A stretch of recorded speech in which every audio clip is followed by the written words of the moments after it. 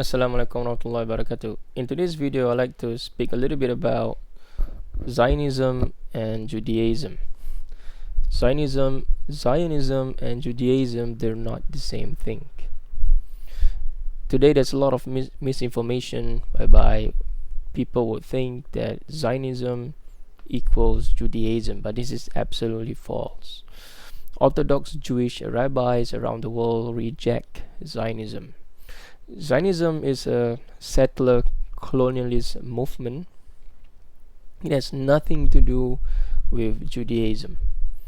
And so we are not actually helping the situation in the Middle East when we actually spread information such as Zionism equals Judaism, so on and so forth. This is absolutely false. Right?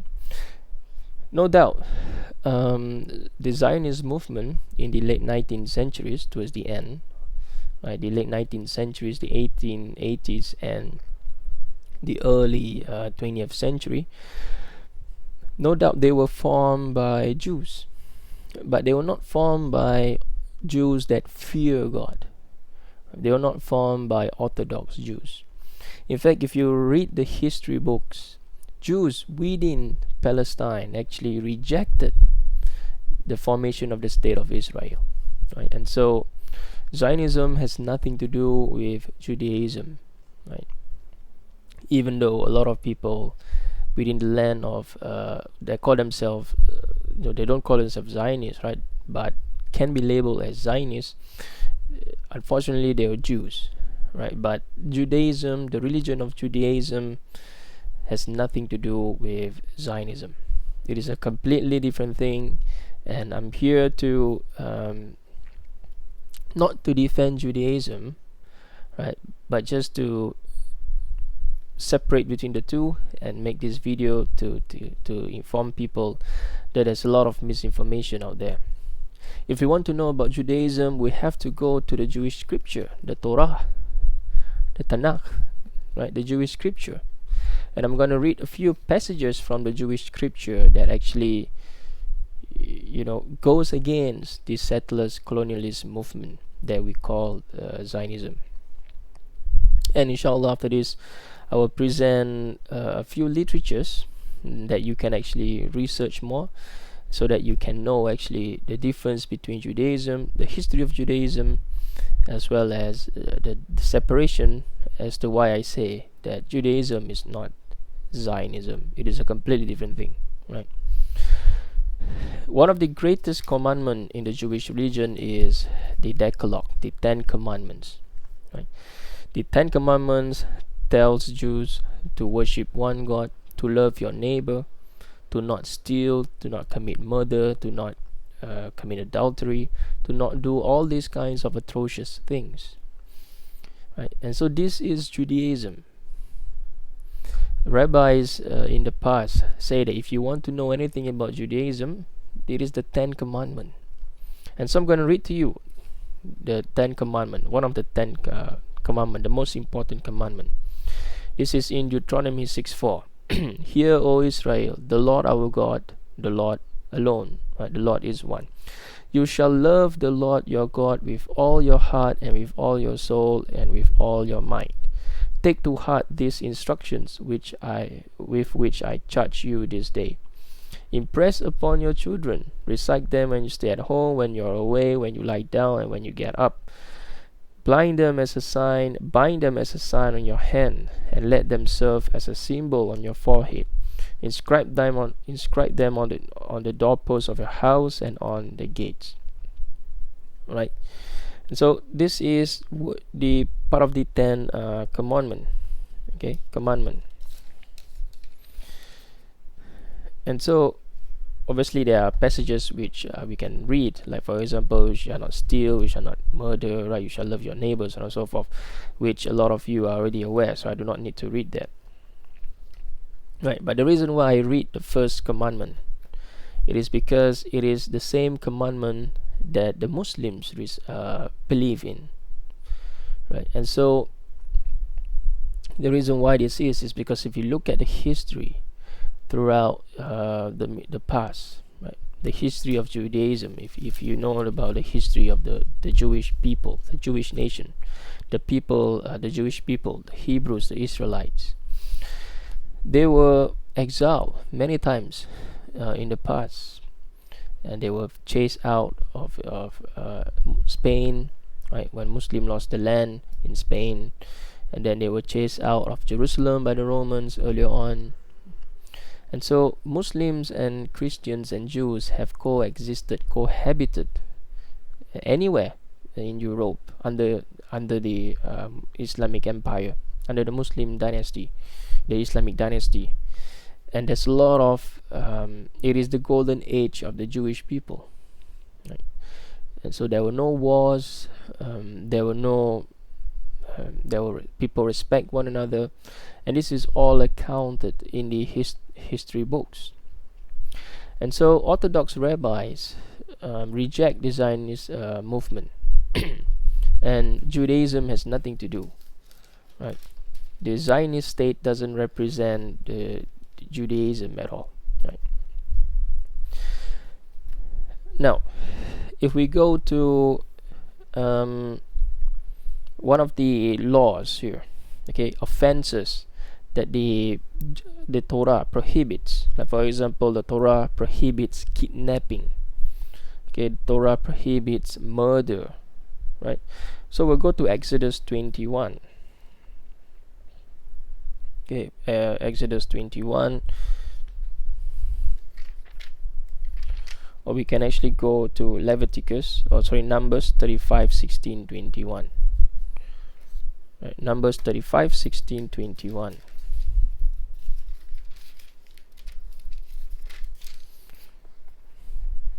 Okay.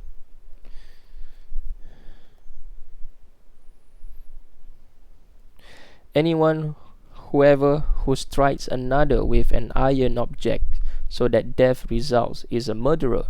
The murderer must be put to death. If he struck him with a stone tool that could cause death, and death resulted, he is a murderer. The murderer must be put to death. Similarly, if the object with which he struck him has a wooden tool that could cause death, and death resulted, he is a murderer.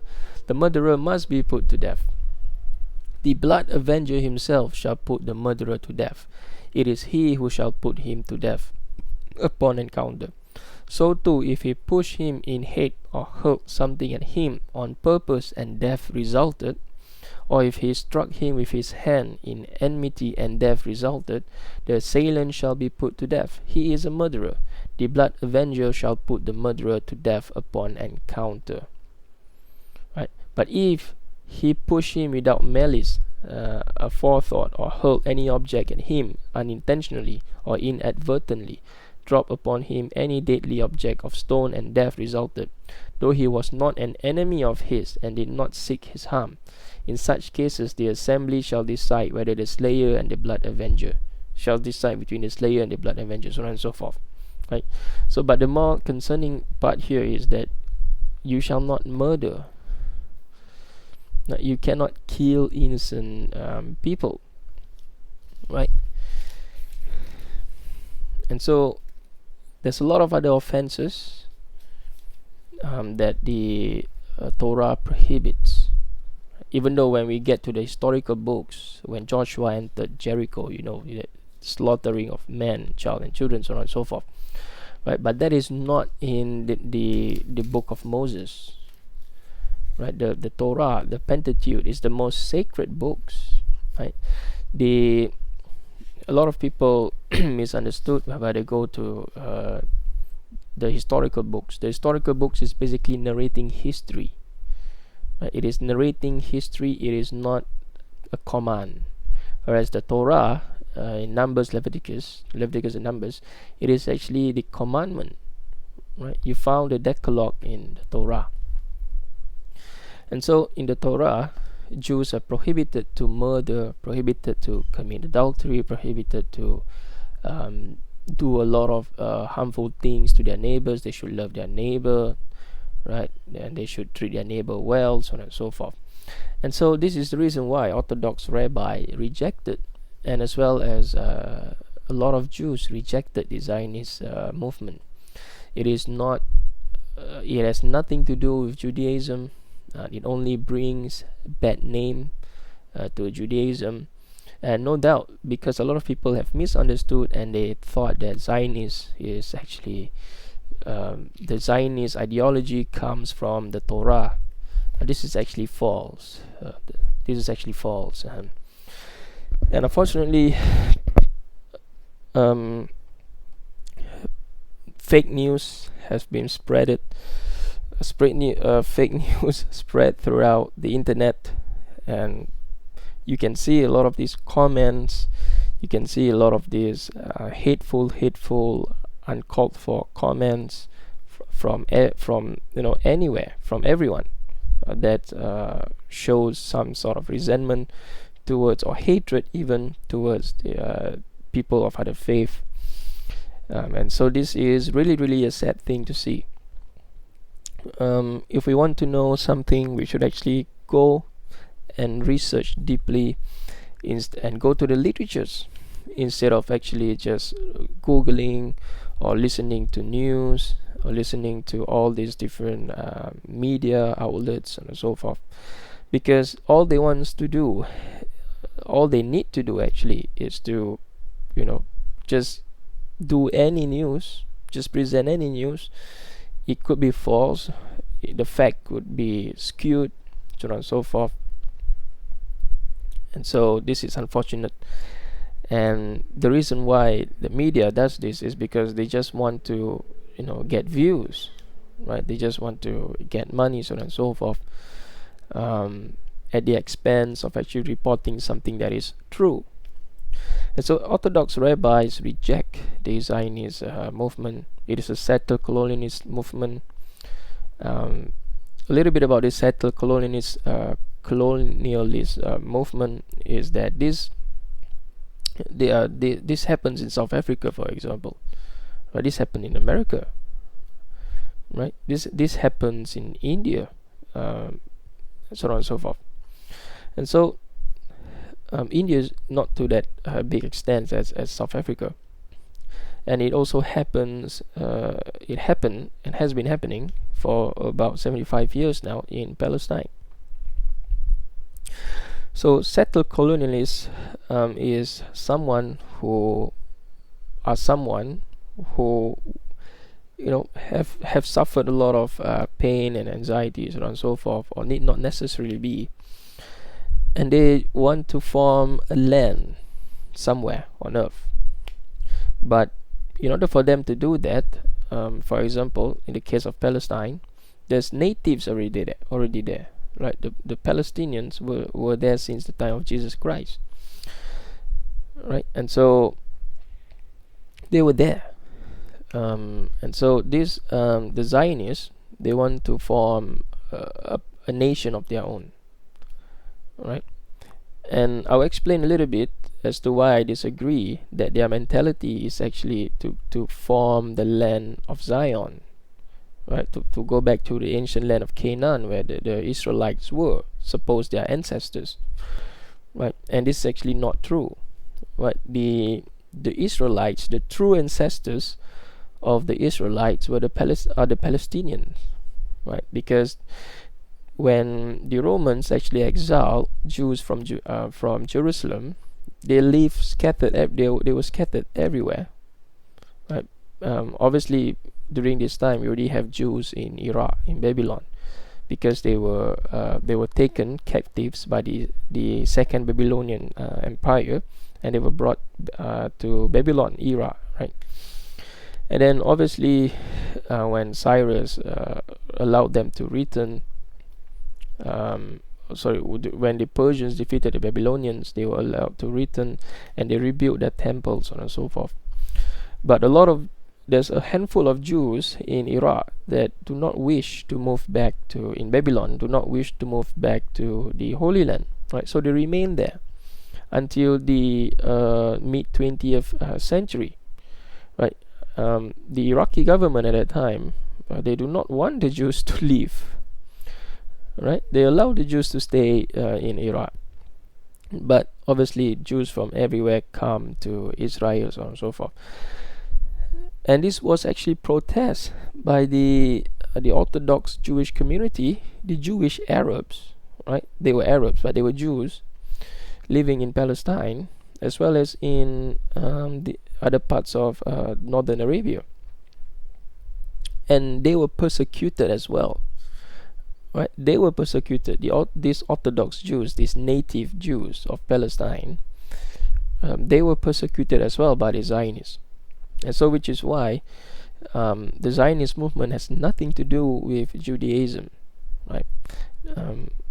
And historians, most historians, I would say, reject the idea that Zionism is actually preaching Judaism, right? They happens to be Jews, but Zionists could be anyone, right? It is just a label. It is a settler colonialist group. And so, like the whites in Africa, so on and so forth, right? And so, rabbis, even today, Orthodox rabbis, they reject, they do not want to go back to the Holy Land, because they believe that God had dispersed them, right, throughout the nations, and so they should just stay where they are. They should settle where they are, right? And for example, in northern Arabia, as well as in other places, in Egypt, for example, there's Jewish communities there. There's Coptic Christians, so on and so forth. And these groups of people, they cohabited with the Arabs, with the Muslims, and they formed the Golden Age, right? In Baghdad, for example, in Spain, so for example. And these are all documented in historical books, whereby the Jews, the Christians, and the Muslims, they form a great community, a great society. And Europe Europe was in the Dark Ages at this time, right? People from Europe came to study at these houses of wisdom scattered throughout the Islamic land. And so cohabitation between Jews, Muslims, and Christians is something that I feel the world should work towards, especially in the Middle East. It is only then whereby something great out of humanity actually, happens, just like in the past, right? I don't believe in, for example, I don't believe in whereby there's Muslim lands, there's Christian lands, there's pagan lands, there's Jewish lands, so on and so forth. That is not how humanity should be. Right? If you read the Torah in Book of Genesis, God tells the people to actually spread throughout the earth and multiply. Right? And so human beings should cohabit with one another, regardless of race and religion and culture, so on and so forth. Right? But that doesn't mean that we have to adopt other people's ideology. Right? And this is when tolerance actually came in. And also, if we look at the international law, for example, right? We are living in a democratic state, right? Although the majority of the world is in a democratic state, so-called, right? Whereby anyone from any background, religion, or culture whatsoever are able to cohabit with one another, and they all have equal rights. And so this is something that human beings should actually work towards, right? Especially amongst the Abrahamic faith, because there's so much things in common. We have so many things in common, right? But unfortunately, a lot of people choose to focus on our differences, and that is when the problem arises, right? We should talk about things that we have in common more, so that we can actually build our spirit of tolerance with one another, instead of instead of where the world is right now, right? And so, ladies and gentlemen, I do not want to make this video long. Zionist movement has nothing to do with Judaism, right? Judaism is a completely Orthodox rabbis, Orthodox Jews rejects the Zionist movement. It is a settlers colonialist movement. It is something that people wants to habit this land. They want to have this land, but then there's already people there. So what they need to do is they need to chase these people out, right? And then so that they can actually stay there. Ilan Pape gave a great analogy. For example, if you're living in the middle of the night, you're sleeping. Someone comes in and say, "Get out," and then the next day, the police came and say, "Get out," or we give you 50% of your house. Right? That this whole scenario doesn't make sense, right? Because you're there, your house is here. No one can just come in and say, "Get out," right? And so this is nothing to do with religion, right? This has a lot to do with politics, but it has nothing to do with religion, right? Though the ideology to form an Israel again, because they want to go back to the time of David and Solomon, or mostly David, like Saul and David, whereby the united monarchy, the united kingdom, Israel and Judea, right? They want to go back to that period, right? So the ideas are found in the Jewish Bible, in the Torah, for example. Actually, not in the Torah, in the prophetic, in the historical books, the Deuteronomistic history, right? And so, even though it is found in the Torah, but this is not the preaching of the Jewish religion, just so that we are clear here, right? And so we should stop this misinformation whereby whereby we call towards hatred to one another, so on and so forth, whereby we misrepresent the Jewish religion, so on and so forth, right? So this has nothing to do with the Jewish religion. What's happening in the Middle East, the north of Arabia, right, by the Mediterranean, the Eastern Mediterranean, has nothing to do with Judaism, even though the ideas are found, right? But the Torah never actually preached to go and kill human beings, to go and steal people's land, right? And this is rejected by Orthodox rabbis in Canada, in throughout the rest of the world. And so, ladies and gentlemen, I think we should not conflate between politics and religion, right? I'm not saying that a lot of people say that this is the Jewish teachings and so on and so forth, right? But there's a lot of people out there. If you read the comment section on YouTube, you'll know that there's a lot of hatred and animosity, misrepresentation of the Jewish teachings, so on and so forth. But I'm not Jewish. I have nothing to gain in this. But it is important that we actually spread the facts, because there's so many lies. There's so many lies in the caused by the media, and caused by people that have not even studied, right? The history, has not even studied the Jewish religion, Judaism, so on and so forth. And so I would like to recommend you a few literatures.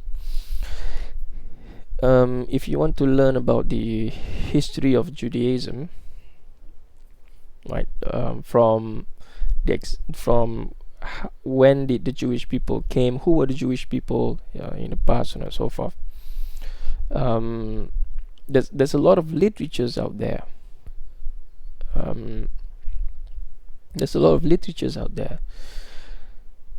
But I would actually recommend you go to the book found in the Torah, which is the Deuteronomistic history. Right, read from Joshua. Okay, do not read the chronology that is presented in the Christian Bible. You have to go to the Jewish scripture, because the arrangement of the books in the Christian Bible and the Jewish Bible, they're not the same. Okay, they're not the same arrangement. And so you can, if you want a very quick summary, I would turn you to the last book in the Torah, which is the book of Chronicles, 1st and 2nd Chronicles, probably about 50 pages or so, and then you'll get a summary of the history of Judaism. Next is you can read Josephus. You can read Josephus. If you want a more political take, right, you can read The Jewish War by Josephus. If you want to read a very comprehensive guide, a very comprehensive work, right, you can go to the Antiquities. It begins, Josephus was a Jewish historian living. He died by the 1st century of the Common Era. Right, he probably died around 100 CE also, right, around there. And so he wrote the history of the Jewish people, of the Jews or the Israelites, right, from Adam, right, from Adam all the way to his time. And so you can read that as well. For modern literatures, there's just too many works that you can read. And so I will recommend you works that are published by university presses. I don't have a specific book to recommend you, but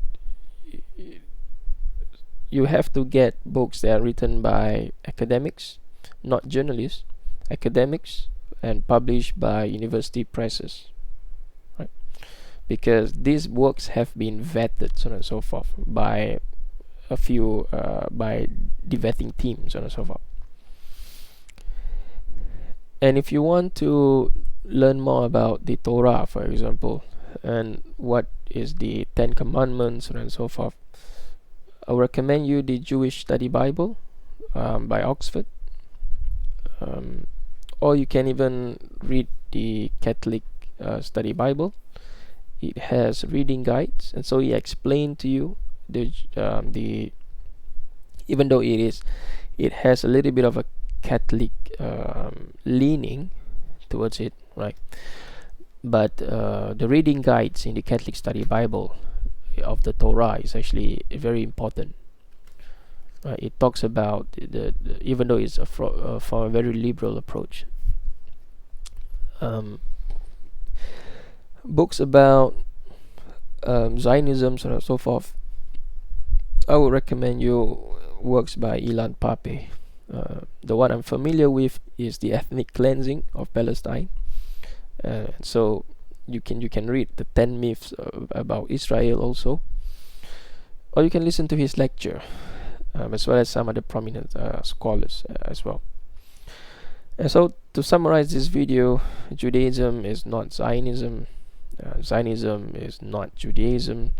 Even though the earlier movement of this earlier Zionist movement is to form a Jewish homeland, but it has nothing to do with the Jewish religion, right? Even though the ideas are found, right, but it's not found in the Torah, for example, right? And even though when the Jews were exiled, right, we found no Jews, no rabbis writing in the past actually calls for the formation of the Jewish state.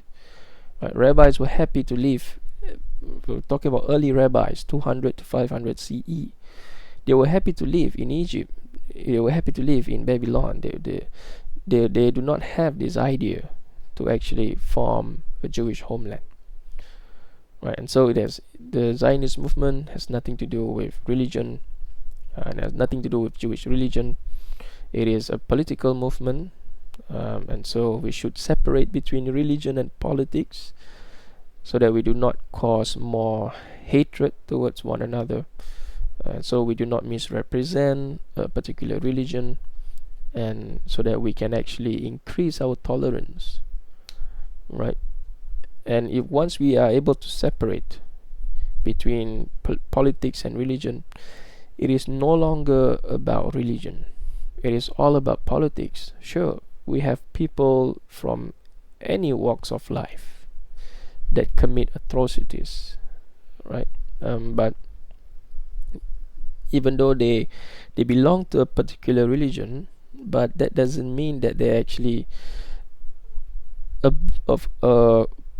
preacher or a bringer of that particular religion. No, we have to go to the very books, the very roots, in order for us to learn about the particular religion. It is not fair for us to look at people and say that because they're